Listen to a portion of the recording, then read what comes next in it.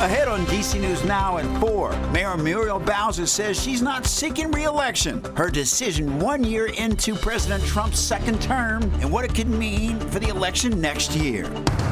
Then rain moving into the region. Meteorologist Scott Sumner tells us how long it's going to stick around. The holiday travel rush is on. What to expect if you're taking to the skies this Thanksgiving week. Also, court documents detailing the last moments before a child was rushed to the hospital. Why? How? You know what I mean? Like, what could have prevented this? Community reaction to murder charges leading to the father's arrest. And the White House tradition pardoning 2 lucky turkeys. We take you to the event.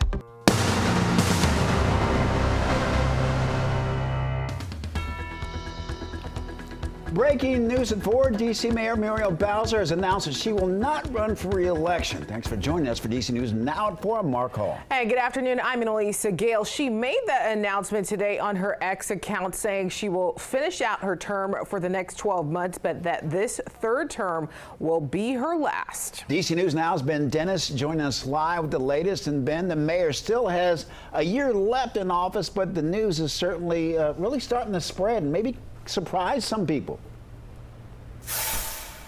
Yeah, indeed. That's what we've been hearing on D.C. streets. The headline here, Bowser bows out. Again, a year left in office. However, she made that announcement on social media not long ago that she would not seek a 4th term in office. She's been spending the last 10 years as D.C.'s mayor. She said it's been the honor of a lifetime. Take a listen. Together, you and I have built a legacy of success of which I'm intensely proud. And for the next 12 months, let's run through the tape and keep winning for D.C. Bowser was an advisory neighborhood commissioner in the early 2000s, then city council member, and first elected mayor in 2014. She led the majority Democrat-controlled city through the first Trump administration, the COVID pandemic, and she's largely credited for keeping the Wizards and Capitals in town, as well as bringing the Commanders back to the RFK Stadium campus. Bowser's announcement that she would not run also touted infrastructure projects like the Frederick Douglass Memorial Bridge, new housing, and investment in schools. Lately, she has been walking a tightrope of politics here with the second Trump administration, who has increasingly scrutinized D.C. over crime and obviously has sent in the National Guard over the last couple of months to address that, something that many residents, though not all, opposed. All right, Ben, and before we let you go, how are folks reacting, including some of her colleagues like the council members?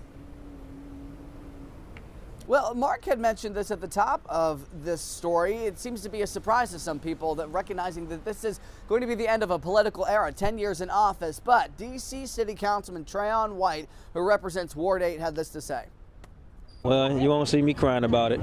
Historically, man, working class and poor people have gotten the short end of the stick during this season. So we got to figure out whoever's going to be mayor, that the people have an agenda, their priorities, and that, you know, indigenous, black and brown people in the city have a stake in the city because we lose them every day. Bowser would have tied longtime Mayor Marion Barry if she did seek a 4th term and won office, and would have been, again, the second longest serving D.C. mayor, tying Barry. 4 people, though, have filed to run for mayor in the 2026 election. 2 Democrats, 2 independents, though largely not much name recognition, at least at this point.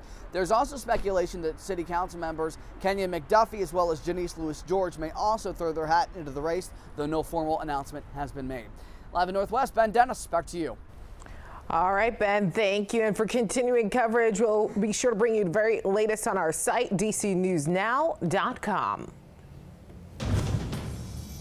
What an interesting Monday so far. Let's get over to meteorologist Scott Sumner with a first look at our forecast. And Scott, the weather, not so bad, but we saw a little rain earlier. But Mark, it's Tuesday. That's why. That's probably why. I yield to you, my friend. I had to say Tuesday because it's Tech Talk Day. So yes, it is Tuesday. Oh my gosh, I'm so sorry. Well, it's okay, but it's the Tuesday before Thanksgiving. I hope I'm not on YouTube. All right. Well, Mark, you and I are thinking ahead. We're jumping ahead today, but I hear what you're saying. And yeah, so far, it hasn't really, we haven't seen too much in the way of any rain in D.C. There have been some light rain showers and some sprinkles every now and then. But the steadiest rain is just off to the west, as noted here with our local radar. Ashburn, Rest Reston, Leesburg, Brown Hill, Brunswick, all seeing some sort of shower activity. And the further west you go, a little heavier, as noted here, with the yellow and a little bit of red over towards Charlestown and Round Hill. Even further west than that, we're seeing some steady and decent amounts of rain coming down here along the highways and byways out towards Romney and Augusta and up towards the Cumberland area. As we pull back from here, show you the entire DMV view, you can see again what we are looking at as radar spins around and does its thing. But as we go into the next couple of hours, our future radar pulls all of this moisture, or most of it anyway, up in towards Pennsylvania. Now, that's not the end of it. There's still some more showers waiting in the wings coming in overnight tonight. But as far as our currents are concerned here, we're looking at a temperature of 54 degrees, overcast skies, and our headlines show overnight showers and fogs around, warm Wednesday, cold and windy Thanksgiving, and more showers kicking in on Sunday. Guys, back to you.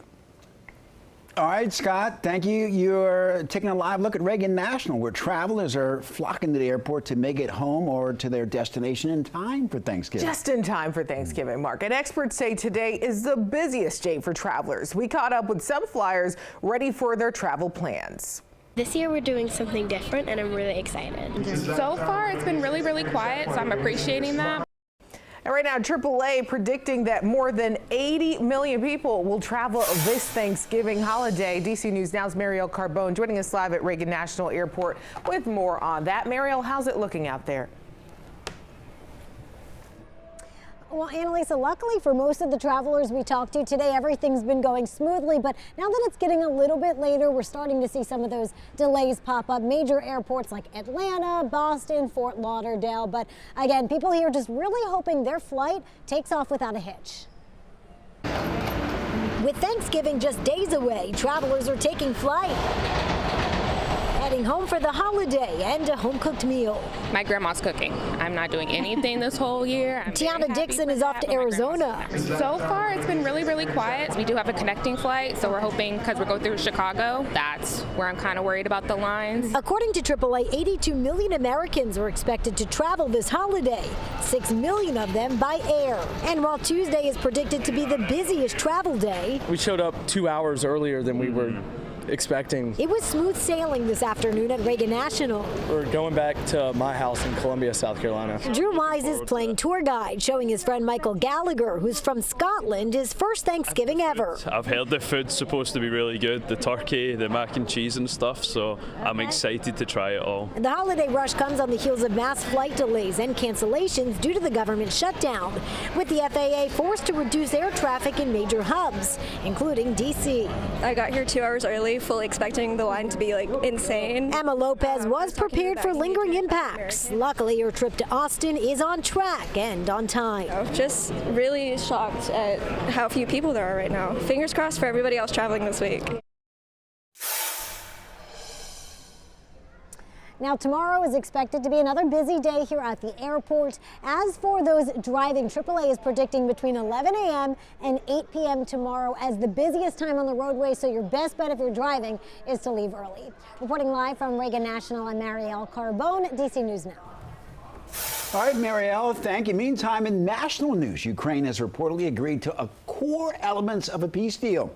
That deal sent out by the Trump administration. White House Press Secretary Caroline Leavitt, in a Tuesday morning post on X, said that the U.S., quote, has made tremendous progress towards a peace deal by bringing both Ukraine and Russia to the table. Coming up our next hour, our next half hour, DC News Now's Vinay Simlat gives us a full report. Also developing now in D.C., 4 people have been displaced following a house fire in the district. It happened this morning on Delafield Place in Northwest Washington. Officials say the fire started on the second floor of that building and spread to other parts of the home, including a back porch.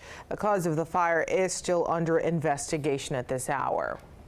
Well, developing now, a father from Charles County, Maryland, is being held without bond. Yeah, 28-year-old Jordan Savoy is charged with murder in the death of his 4-month-old daughter over the weekend in Waldorf. We do want to warn some of our viewers here that the details of this story may be disturbing. And DC News Now's Randy Bass has new information from court documents and reaction from people who live in that Waldorf neighborhood. Randy, good afternoon. Yes, good afternoon, Mark and Elisa. Deputies tell DC News Now that father was home here along Barksdale Avenue Sunday watching 3 of his children, including his 4-month-old daughter, when authorities got the call for a child not breathing. That call later sparking a murder investigation. Again, we do want to warn some viewers the details of this case, you may find them disturbing.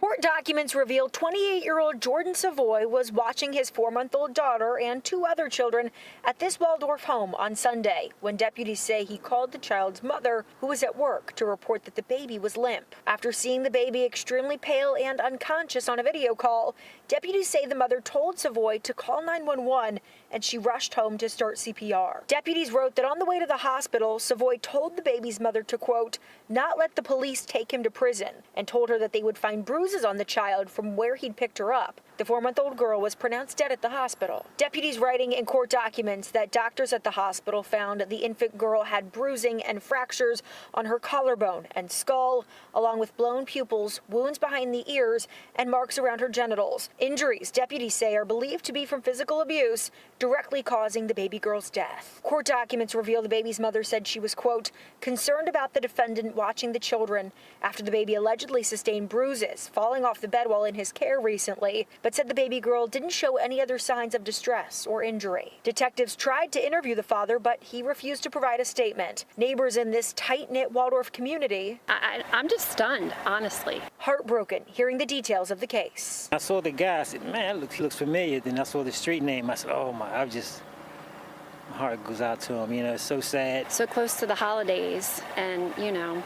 I don't know, just the fact that an innocent life has been taken so soon is the worst part.